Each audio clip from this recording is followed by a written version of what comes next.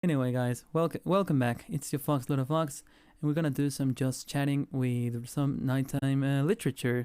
Are you guys ready? Let's play some nice little music, shall we? Some nice, quiet music. All right. Let me just yeah. All right. This is a little document done by Leia, and I'm excited to see what it is about. It's been 7 days.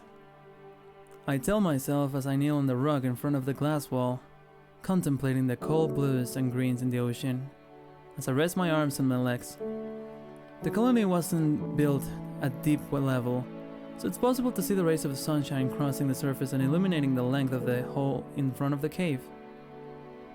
I get scared when the moment of silence is broken by a calm voice. And how long do you intend to keep counting?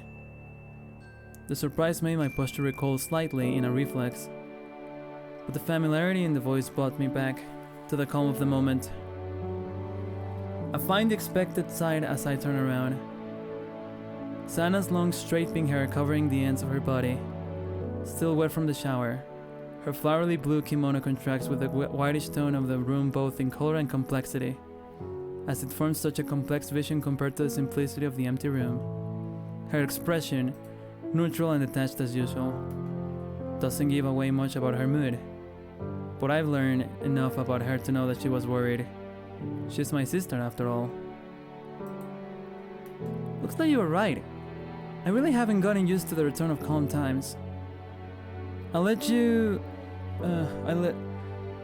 out a giggle, understanding the situation I found myself in. Oh, you got used to it. It's been like this your whole life.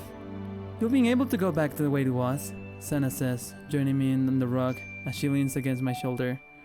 I turn my gaze to the raspberry sleeping beside me and the Petty's blue shell. And after a moment of silence, I talk back to Sana while looking away from the little craft-like creature. Do we have enough food for the three of us? Yet. For another week at least. Silence takes over the room again as we both take a moment to reflect on everything that has happened over the past few months. I can see the parts of the colony's hull that needed repair, even though the bruises are no longer there, like ghosts satisfied with their resolve coming back to me. Not to haunt me, but to say thanks.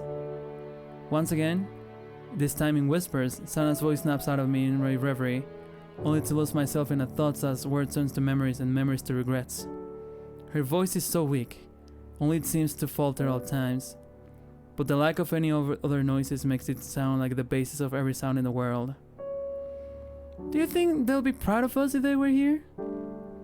I pause before answering, thinking carefully about the answer as if it is important as a political agreement. No. I pause again, thinking about the rest of the answer. But they would be happy to see that we managed to keep up even though we made so many mistakes. Mom would have freaked out at first breach, and Dad, I can't even imagine. I have no doubt that he could have fixed us everything with more damage to the hull himself, so it would just serve as a lesson. Even if it was an emergency? You know that Dad is strict in that extreme. I'm glad we both take after Mom. Hold on. A shoal of parsnips slowly pass through the view, through the glass as silence fills the surroundings once more, adding a tinge of red to the almost monochromatic view of the Arctic Ocean. Do you think Don would have managed to escape with us if we're really there? Says Sana, now with a crestfallen look. I think Don is happier now that he could be in another situation. You yourself was the one that kept saying he was hopeless. And you think he still watches over us? I stop thinking for a moment and watch as the glacier breaks in the distance, giving me the sensation of a crash even though I can hear the sound of it. The increase in the population of drill guns due to the lack of natural predators, now that the observers are gone, caused several ruptures like this. Sometimes, I wish I could be close enough to hear enjoy the whole show. Cracks form and waddles of drill guns flee as a huge chunk of ice drops slowly but heavily, ending up in a splash of water, and the same waddles digging back into place. It all just seems like an amazing experience.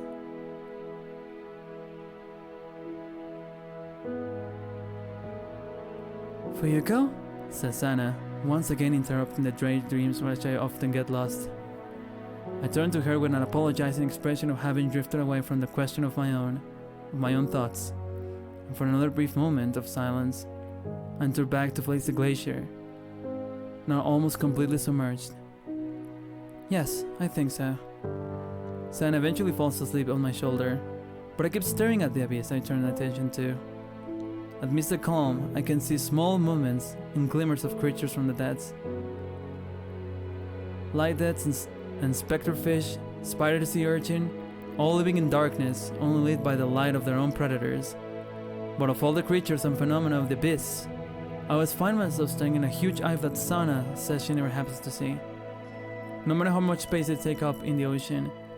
Have I been hallucinating? At this point, I don't even fear them anymore. But the yellow glow of the colossal irises that suggest existence of something even bigger always come back to haunt me in inertia. Wait. Did the pupil just move? In the deepest, darkest abyss, there's something watching us. And it's been 7 days.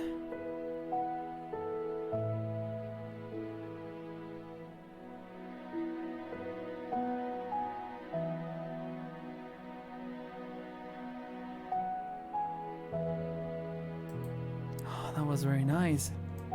Oh, that was very nice. I got invested. I genuinely got invested. Leia, I'm not sure if you're there in chat, but man, I had a good time reading that. You need to keep doing this stuff. You need to keep writing. I actually got invested. Dude, you made it 10 times better. Oh, thank you, Leia. I think I can only make it better because it's just good. You know? You narrated it so well. I feel like you could have done better. But thank you, Leia. Man. Also, welcome back, Jeff. I didn't say welcome back to you. Thanks for coming back. Oh, some sweet reading. And thank you so much for sharing this with us, Leia. I think I need another category on Discord to make this a little bit better. That was certified poggers. It was. I was actually invested. Is this based on something else, or because I actually really got invested? Props to you, Leia. Keep writing. Do not stop writing by any means. That was some fine piece of literature right there. Give Leia a reward as the best writing in this community. What can I give Leia? I'm gonna click his name. And can I? One of my characters in Starbound. Oh, there we go. Is Starbound a good game, by the way? Like, when's the movie coming out? It was pretty good, Leia. I do gotta say, I had a really good time reading this piece of media. Man, when you give me the funds for it, I would sub to you or some. Well, I cannot sub to you. You're not a streamer. I would gift to you another sub, but I don't think I can do that. It's like Space Terraria. I've seen some footage of it. Give her Robux. Give him Robux. Not you too, Bile.